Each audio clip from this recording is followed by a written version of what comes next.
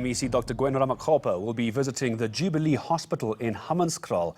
This after that Tshwane facility was named the worst in the province. How do you become the worst in that province? Let's go across to Lorenzo Temba, my colleague, who's following this for us. Good morning to you, Lorenzo.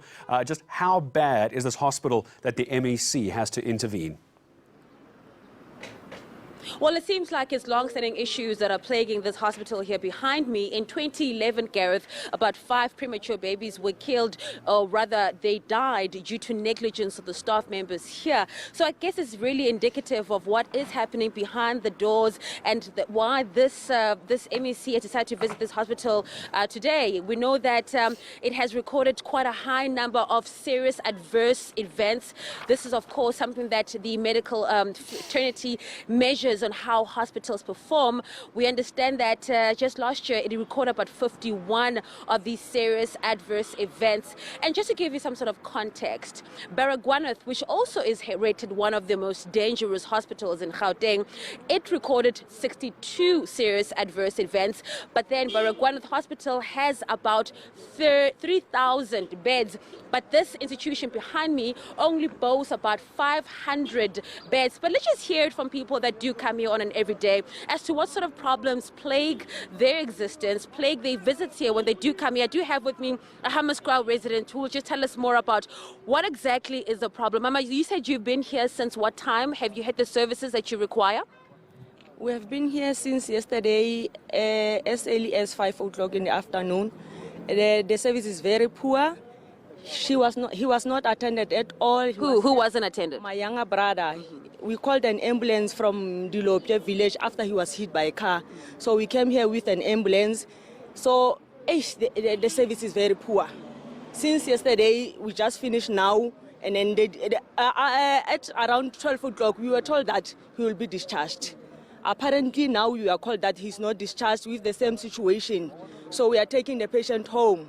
So we are not sure what will happen after this. So that's your brother over there. Let's just zoom in so we can actually see the person that she's talking about. That's her brother over there who still has a band-aid on him, on his head, as you can see, Gareth.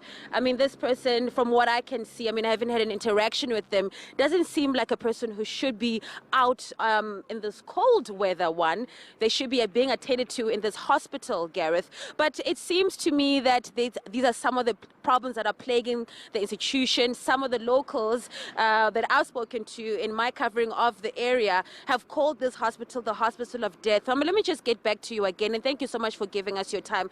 I mean, surely you must be quite upset that your brother, who you said was hit by a car, is not getting the service that he requires. I'm very sad, and it's not only for my brother. I'm just a little bit concerned for the others who are not even able to walk like my brother, who has even, I think my brother is even much better than those who are worse than him. So the service here is very poor. Could you kindly please come to rescue us, because Jubilee is getting worse. The MEC is here, and she's here for an unannounced visit. What message do you have for her? What do you want her to fix first? I think this thing needs to be attended seriously, because it's been several attempts and nothing is being done. I think there are so many issues that need to be addressed here. So to be fair for us, we need a better service. That's it. Thank you so much for talking to us, Mama. We appreciate it. Thank you. Well, that's a resident of Hammanskraal who says so disturbingly that her brother, who is just right there behind us, Gareth, was hit by a car and was not attended to, and subsequently they're just taking him home. So these are some of the issues that I'm sure the MEC is going to be listening to and hopefully will be addressing. All right, Lorenzo Temba, thank you very much indeed. As soon as you've gotten word from the MEC, I'm sure you'll be getting an interview with the MEC as well, Gwen Ramokgopa, my colleague, Lorenzo Temba out in Hammanskraal. Back to her later, no doubt, here on ENCA. Now,